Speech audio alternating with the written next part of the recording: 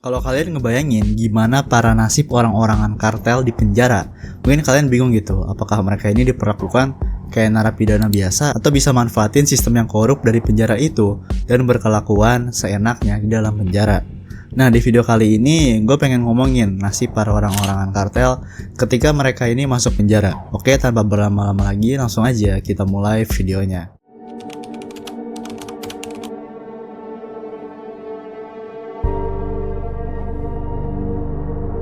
Pablo Escobar. Oke bre, mari kita mulai daftar ini tuh dengan nama yang pasti kalian semua udah kenal, yaitu Pablo Escobar. Di tahun 1991, waktu Raja Kokain ini akhirnya setuju gitu kan buat masuk penjara di Kolombia, dia tuh kagak mau setengah-setengah. Jadi bukannya dia ini masuk ke penjara biasa, dia malah bikin penjara sendiri yang lebih mirip sama mansion mewah sih kalau menurut gua. Nama penjaranya ini adalah La Catedral. Tapi ada juga yang lebih suka nyebutnya Hotel Escobar. Dan iya, tempat ini beneran hidup sesuai julukannya. Penjara ini bukan sembarang penjara ya bre ya. Bayangin aja gitu, ada lapangan sepak bola pribadi, jacuzzi, bahkan air terjun. Serius dah, ini tuh lebih kayak resort mewah daripada tempat hukuman.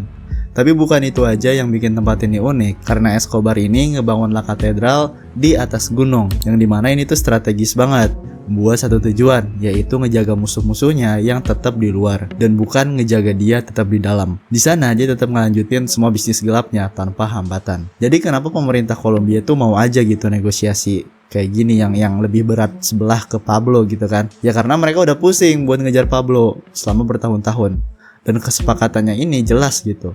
Escobar dan gengnya bakal berhenti nyebar teror di dalam negeri. Mereka nyerahin diri dan pemerintah janji nggak bakal ekstradisi mereka. Karena Escobar sendiri tuh udah pernah bilang gitu, lebih baik mati di Kolombia daripada hidup di sel Amerika Serikat. Jadi selain cuma di penjara selama 5 tahun, dia ini juga nentuin sendiri tempat dia di penjara dan ngebangun penjaranya pakai duit dia sendiri, lengkap dengan penjaga dari orang-orang kepercayaannya. Tanggal 19 Juni 1991, Escobar itu diterbangkan dengan helikopter ke puncak gunung tempat La Catedral ini berdiri. Dia pamit sama keluarganya lewat penjaga bersenjata dan resmi masuk ke penjara yang dia bangun sendiri. Tapi bre, dari luar mungkin ini kelihatannya tuh kayak penyerahan diri biasa gitu. Padahal di dalamnya ya kita tahu ya hidup dia tuh senyaman apa gitu kan. Jauh beda banget sama para narapidana biasanya. Selain fasilitas-fasilitas tadi, La Catedral ini punya juga fasilitas mewah lainnya. Sauna, kasino, bahkan sampai lapangan sepak bola ya, lapangan sepak bola pribadi yang udah gue sebutin tadi.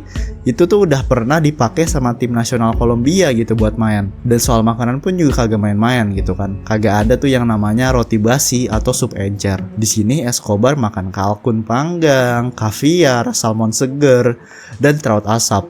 Semuanya nih sambil dikelilingin cewek-cewek cantik gitu. Oh, dan ada juga diskotik buat ngerayain acara-acara besar kayak pesta pernikahan. Gila, lu bayangin gak sih? Lu nyewa gedung pernikahan tuh di penjaranya Escobar, coy. Tapi tentu aja gitu, meski di penjara, Escobar ini tetap ngejalanin bisnis narkobanya. Selama tinggal di La Catedral, dia ini udah nerima lebih dari 300 tamu tanpa izin, termasuk beberapa kriminal yang juga buronan. Dari sini dia masih ngatur operasi kartelnya, bahkan nargetin musuh-musuhnya. Tahun 1992 dia ini udah nyuruh orang buat ngehabisin beberapa pemimpin kartel lain beserta keluarga mereka. Nah akhirnya di titik inilah pemerintah Kolombia udah bilang cukup gitu kan. Mereka tuh akhirnya mutusin buat mindahin Escobar ke penjara militer, biar dia ini kagak bisa seenaknya lagi. Tapi pas tentara datang ke La Catedral, Escobar udah kabur. Mungkin lu nanya gitu ya, gimana caranya dia kabur? Ya biasa aja, cuma jalan keluar lewat pintu depan. Santai banget dah pokoknya dah. Tapi semua kebebasan itu kagak berlangsung lama. Pada 1 Desember 1993, di hari ulang tahunnya yang keempat-empat, Escobar ini bikin kesalahan besar, di mana dia terlalu lama teleponan sama keluarganya, dan keesokan harinya persembunyiannya ketahuan, dan disitulah terjadi baku tembak yang sengit sama pasukan Kolombia. Lalu Escobar akhirnya tewas karena peluru fatal. Gilberto Rodriguez Orejuela alias The Chess Player. Kalau kalian pikir semua bos kartel itu brutal dan main kekerasan kayak Pablo Escobar, tunggu sampai kalian dengar ceritanya Gilberto Rodriguez Orejuela. di mana dia ini adalah otak di balik kartel Kali.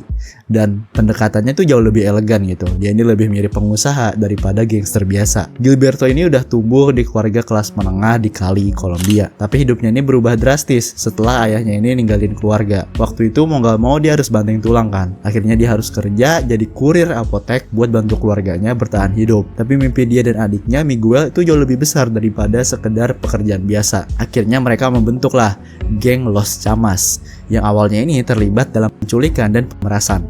Tapi perlahan-lahan, geng ini berevolusi jadi salah satu kartel narkoba paling terkenal di dunia, yaitu kartel Kali. Dan kartel Kali mainannya tuh bukan cuma tentang bisnis narkoba, bre. Di bawah kepemimpinannya Gilberto, mereka ini punya kerajaan bisnis yang mencakup properti, jaringan apotek, stasiun radio, bahkan tim sepak bola. Gimana? Kurang bisnismen apa gitu kan? Tapi yang bikin kartel Kali beda dari kartel lain, terutama rival mereka, yaitu kartel Medellin punyanya si Pablo, adalah pendekatan mereka. Kalau Escobar ini suka pamer dengan speedboat dan pesawat gitu ya buat ngirim narkoba, kartel Kali ini lebih milih cara yang lebih tenang, yaitu mereka pakai kapal dagang besar yang lambat tapi aman buat nyeludupin barang. Dan alih-alih perang terbuka sama polisi atau politisi, mereka ini lebih suka negosiasi di bawah meja. Lebih elegan, lebih rapi, dan pastinya lebih kagak mencolok. Di puncak kejayaannya tahun 1990-an, kartel Kali ini bertanggung jawab atas penyeludupan lebih dari 200 ton kokain ke Amerika Serikat. Tapi seperti kata pepatah, semakin tinggi pohon semakin kencang anginnya. Tanggal 9 Juni 1995, Gilberto ini akhirnya ditangkap polisi nasional Kolombia dalam penggerebekan di rumahnya di Cali, di mana dia dihukum 15 tahun penjara. Tapi kan harus ingat bre, ini tuh Kolombia, dan kalian tahu apa yang sering terjadi di sana? Yaitu karena perilaku baik ya, dan partisipasi dalam program kerja. Ya akhirnya apa coba? Dia jadi dibebasin setelah 7 tahun. Kan bentar itu, maksudnya kayak dibandingin tadi kan 15 tahun katanya kan. Waktu itu jelas kontroversial banget bre. Di Amerika Serikat itu jelas kagak seneng. Mereka ngedesak supaya Gilberto dan Miguel itu ditangkap lagi. Karena bahkan dari balik jeruji mereka masih bisa ngejalanin operasinya, dan kokain juga tetap ngalir gitu akhirnya ke Amerika Serikat kan. Akhirnya Maret 2003 Gilberto dan Miguel ini ditangkap lagi di Cali. Setahun kemudian mereka diekstradisi ke Amerika Serikat dan dijatuhin hukuman 30 tahun setelah ngaku bersalah atas konspirasi menyeludupkan kokain ke Amerika Serikat. Tapi perjalanan Gilberto tuh nggak berhenti di situ aja. Tahun 2020 dia ini udah nyoba peruntungan dengan ngajuin permohonan pembebasan diri karena berbagai penyakit kronis, termasuk kanker. Tapi kalian tahu gak apa yang terjadi? Hukum federal kagak ngasih ampun bre. Riwayat kriminal panjangnya Gilberto itu terlalu berat buat dimaafin. Jadi permohonannya ini ditolak mentah-mentah sama federal Amerika Serikat. Dan ya akhirnya tanggal 31 Mei 2022 kemarin di usia 83 tahun Gilberto Rodriguez Orejuela meninggal di penjara federal Amerika Serikat. Helmer Pacho Herrera. Kalau kita ngomongin kartel Kali, nama Helmer Herrera ini tuh atau yang lebih dikenal sebagai Pacho, itu kagak bisa dilewatin. Kalau Gilberto Rodriguez ini adalah otak di balik kartel ini, Pacho lah yang ngebawa kartel Kali ini ke level yang lebih tinggi, di mana dia ngejadiinnya salah satu kartel narkoba paling kuat di dunia. Tapi seperti banyak kisah bos kartel lainnya, jalan hidup Pacho juga penuh lika-liku tragis. Pacho sebenarnya bukan tipe orang yang suka jadi buronan selamanya. Akhirnya dia itu milih buat nyerahin diri ke pihak berwenang. Ironisnya, setelah berhasil bertahan dari banyak percobaan pembunuhan selama hidupnya, Pacho justru tewas di penjara, dan itu juga momennya tuh saat lagi main sepak bola bre. Kagak banyak yang tahu soal masa kecilnya, tapi yang jelas Pacho ini tuh tumbuh di dekat kota Palmira, Kolombia, dan setelah lulus SMA dia pindah ke New York dan sempat kerja juga sebagai tukang perhiasan. Tapi dia cepat sadar kalau bisnis kokain tuh jauh lebih cuan gitu kan. Tahun 1983, Pacho balik lagi ke Kolombia dan mulai kerja sama dengan kartel Kali. Dengan koneksi yang dia punya di Amerika Serikat, dia akhirnya mulai nyelundupin kokain dalam jumlah besar ke New York, dan dalam waktu singkat dia jadi pemain kunci dalam operasi kartel. Tapi tentunya hidup di dunia kartel tuh kagak pernah mulus. Di akhir 1980-an, Pacho ini ketemu lawan berat, yaitu ya tadi Pablo Escobar. Ceritanya ini bermula dari pertengkaran dua pengedar kecil di New York yang saling bunuh gara-gara rebutan perempuan. Salah satu pembunuhnya lari ke Pacho buat minta perlindungan. Sayangnya orang yang dibunuh itu adalah sekutunya Escobar. Dan kalian tau lah kalau udah kayak gini bakal kemana gitu arahnya. Escobar langsung aja kan ngirim pesan, kalau lu kagak serahin tuh orang, bakal perang kita. Dan Pacho jawab gitu dengan dinginnya, Ya udah ayo perang aja kita. Anjir. Begitulah kartel Cali dan Medellin akhirnya bentrok. Tahun 1988 itu ada sebuah ledakan besar yang ngancurin apartemennya milik Escobar di Kolombia. Escobar yang curiga Paco jadi dalangnya langsung balas dendam dengan cara yang kagak main-main, dimana dia akhirnya nyuruh geng bersenjata buat nyamar jadi polisi dan untuk buka tembakan ke arah Paco waktu dia ini lagi nonton pertandingan sepak bola. Dan disitulah akhirnya 18 orang tewas tapi Paco selamat. Dalam serangan lain di sebuah resort, Paco juga berhasil lolos meski banyak korban berjatuhan selain dia. Tapi akhirnya perang itu berhenti karena kedua kartel ini sadar kalau mereka punya musuh bersama, yaitu pemerintah Kolombia. Mereka bahkan kerjasama kan buat bikin pemerintah ini ngapus undang-undang ekstradisi ke Amerika Serikat lewat serangkaian aksi pembunuhan. Setelah itu selesai, kedua kartel ini kembali saling serang. Meski nggak pernah terbukti, banyak yang percaya Paco adalah salah satu pendukung utama Los Pepes, di mana mereka adalah kelompok paramiliter yang bertujuan menghancurkan Escobar. Ketika Escobar akhirnya tewas pada 1993, kartel Cali benar-benar posisinya itu jadi penguasa pasar kokain dunia, menguasai 80% suplai kokain global, dan ngasilin 8 miliar dolar per tahun. Tapi seperti yang sering terjadi, semakin tinggi mereka naik, semakin keras pula mereka jatuh ya kan. Paco berhasil ngindarin penangkapan untuk sementara waktu, sampai DIA itu meluncurkan operasi besar-besaran yang menghantam dua jaringan distribusi ke New York, di mana tahun 1996 Paco sadar bahwa waktunya habis. Dia nyerahin diri dan jadi pemimpin terakhir kartel Cali yang ditangkap. Di penjara dia ngabisin waktunya dengan hal-hal yang lebih damai. Dia jadi penyelenggara turnamen sepak bola di penjara dan bahkan mulai belajar untuk ngedapetin gelar administrasi bisnis. Tapi mimpi barunya ini kagak pernah tercapai karena di tanggal 6 November 1988, saat lagi istirahat di tengah pertandingan sepak bola di penjara, seorang pria yang menyamar sebagai pengacara itu mendekatinya. Tanpa peringatan, pria itu menembak Paco berkali-kali di kepala dan perut. Motif si penembak agak pernah jelas, tapi satu hal yang pasti, sepanjang hidupnya Paco udah buat banyak banget musuh. Edgar Valdez Villarreal alias La Barbie. Valdez ini awalnya cuman anggota biasa di kartel Beltran Leyva. Tapi berkat koneksi kuatnya di Amerika Serikat, dia cepet naik pangkat. Kagak lama, dia akhirnya jadi pemimpin regu eksekusi bernama Los Negros, dimana itu adalah kelompok yang dikenal kejam banget. Tapi ambisi Valdez kagak berhenti sampai di situ.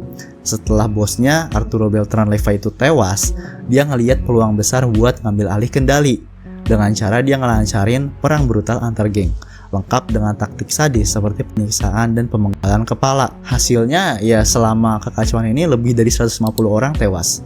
Jadi nggak heran kalau di IA itu dan pemerintah Meksiko kerja mati-matian buat nangkep si dia ini. Akhirnya tanggal 30 Agustus 2010, Edgar Valdez ditangkap polisi federal Meksiko di sebuah persembunyian dekat Mexico City. Dan setelah penangkapannya, polisi merilis video interogasi yang bikin heboh.